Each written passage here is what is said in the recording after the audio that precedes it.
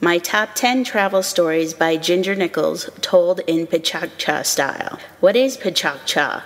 It's a presentation style where the presenter only has 20 slides that she can talk about for 20 seconds each, thus limiting the presentation time to a total of 6 minutes and 40 seconds.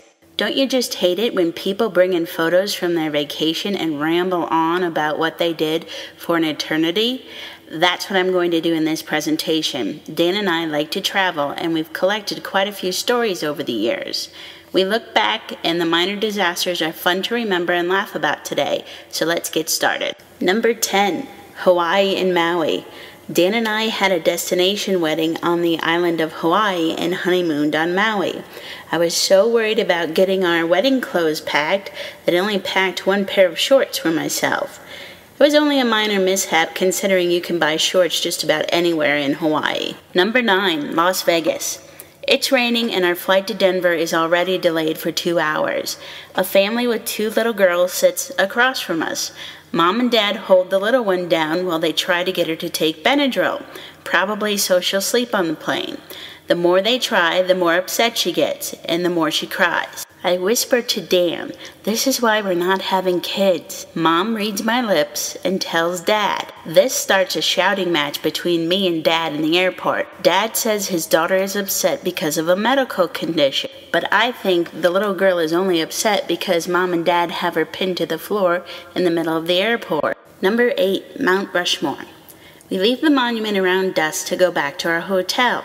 On the way to the hotel, I unfortunately hit a deer with my car. After the car stops and everything's settled, Dan turns to me and says, "Oh my gosh, you hit the deer.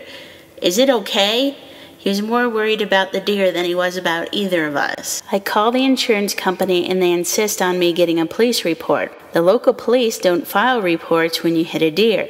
I have to talk them into coming out. The officer comes to write the report the next morning, and he also red tags my car, which means I can't move it until it's fixed. Rather than be stuck in South Dakota, we drive it back to Denver. Number 7, Blarney Castle. We stopped to explore Blarney Castle while we were in Ireland. In the picture above, you can see Dan kissing the Blarney Stone. We spent the best part of the morning touring the castle and looking around at the castle gardens. When we were finished, we decided that we'd walk into town and get some lunch. As we walk downtown, we hear someone yell Dan's name. He looks around and he sees his former boss, Gary.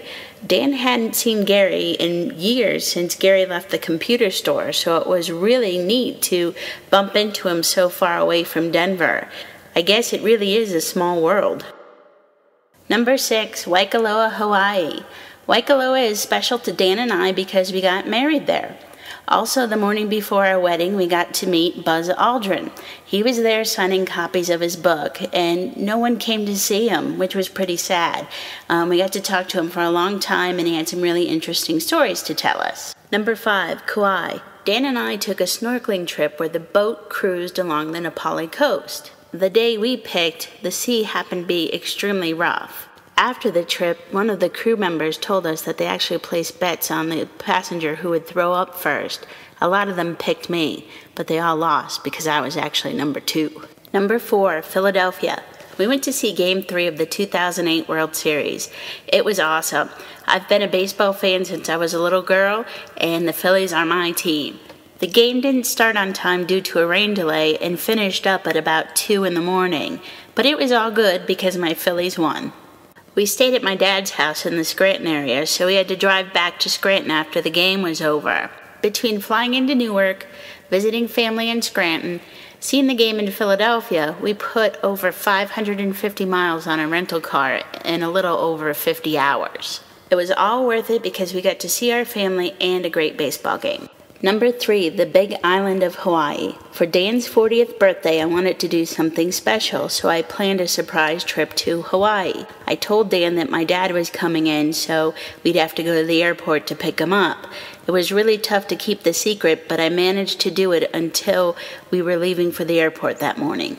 Number 2, Volcanoes National Park. The day before our wedding, we explored the park with my sister and brother-in-law. We were in and out of the car all day to stop and see the sights, so it was time to move on to the next spot. So I turned around and asked if everyone was ready, and Jim replied, yeah, and everyone was ready to go except for Dan.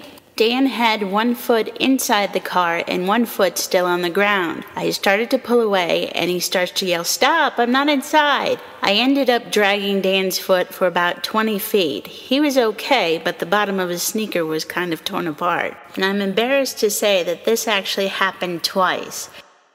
Number 1, Ireland. We pick up our rental car at the Shannon Airport, and it takes the attendants a very long time to find it because it's buried deep in the lot. They bring it up to us, and it's a Ford Fiesta. This car has definitely seen better days. I'm sure they save it for the Americans because the passenger side is all scratched up and the mirrors are broken. There are a few challenges to driving in Ireland. First of all, they drive on the wrong side of the road, and then most of the roads are small country roads.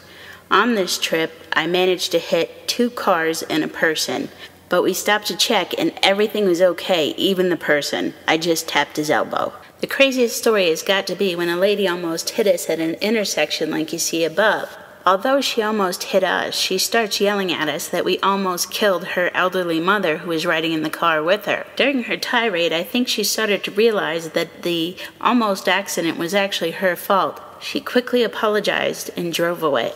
Well, that's it. Those are my top 10 travel stories. I hope you enjoyed listening to them. We do have minor mishaps when we travel, but we always have a good time. I'm looking forward to our next trip, wherever that might be.